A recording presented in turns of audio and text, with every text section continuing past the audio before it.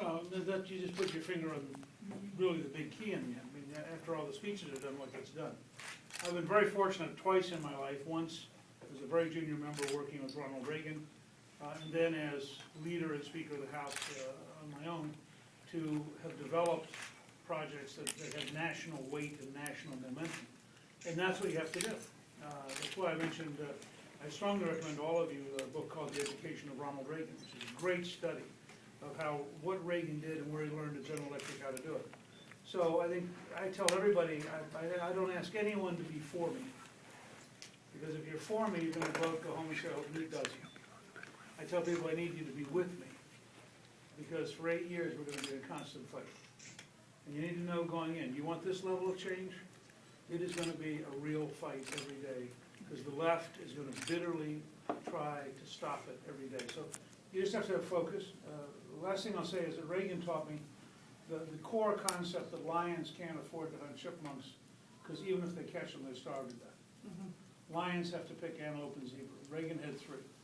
Defeat the Soviet Empire, rebuild the American economy through lower taxes, less regulation, more American energy, and praising job creators, and make people proud to be an American again. He got up every day and he said, what am I doing?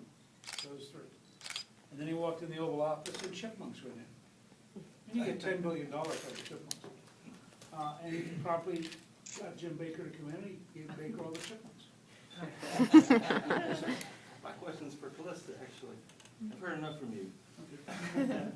Who would you model your first lady term in? I admire Laura Bush very much, and I also admire Nancy Reagan. Those are 2 of my favorite first ladies. Yes, I have a question. It's actually from a citizen where I'm from. Mr. Gingrich, what's your stance on the United Nations and our country's current affiliation with the organization?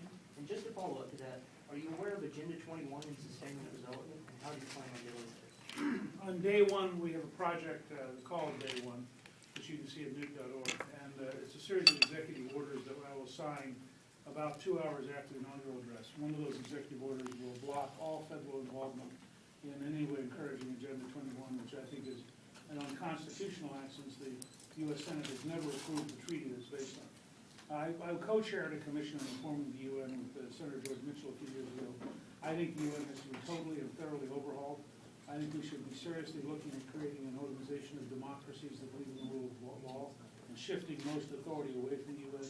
And I believe that if the United Nations recognizes the Palestinian Authority as a state, that we should defund it 100%. Starting with UNESCO, which I think we should cut October. Yes, ma'am. Well, I was very impressed with your Federal Express problem solver with integration. Is this something creative, or is this something you implement?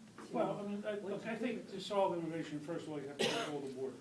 And if you go to newt.org and look at a 21st century contract with America, one of the key items is by January 1, 2014, you have to control the border.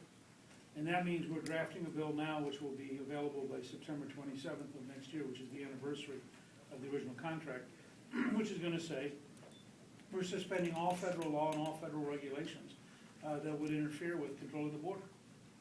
So no environmental impact studies, no long elaborate, just get it done. You can control this border within 1 year. We won the Second World War in 3 years and 8 months. Now, I mean, if you beat Nazi Germany, fascist Italy, and Imperial Japan in 3 years and 8 months, you can control the American border. I've also said that there are 23,000 Department of Homeland Security employees in the Washington area. I'd move half of them to Texas, New Mexico, and Arizona, so you have enough personnel to control the border. Second, I think you've got to have English as the official language of government. Third, I think that you have to move to a guest worker program which you outsource to American Express, Visa, or MasterCard, because they actually know how to track people down. And at that point, you create very substantial employer economic penalties. And if there are no illegal, people keep forgetting, if there are no illegal employers, there are not going to be very many illegal workers. I mean, I don't blame the person who comes here because life is better here than Guatemala. I blame the person who's starting to do pretty darn well hiring people who are here illegally. One question. Yes, ma'am. Yes, I know this doesn't seem important in the big scheme of things, but I always get this from everyone when I blog about you. I always talk about how brilliant you are and how I think you could kill Obama in a debate. And they bring up the commercial with Nancy Pelosi on the couch. So could you just address that and put it to rest? The correct answer is it was a mistake.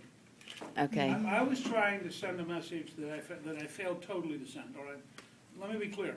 I opposed cap and trade. I testified against it at Energy and Commerce the same day that Al Gore testified in favor of it. I helped defeat it in the Senate. But I do believe that conservatives have to have a concern for the environment. I used to teach environmental studies. I love the natural world. When I taught environmental studies in the early 1970s, the Cuyahoga River caught fire in downtown Cleveland. Now, I don't care how conservative you are, it's not good if you have a river on fire. So, I was trying to find a way to be in the environmental space debating the left. But the truth is the ad just didn't work, and it sent all the wrong signals and been a mess of sense. I'm going to swap with Herman. I want all of you to know that Peter will be around later on. I'm going to talk to him. He is brilliant. The books he's written are extraordinarily important. And I think he may be the only intellectual who now has 2 presidential candidates praising him. So puts him in a very small list. Anyway, we've got to run next door and talk.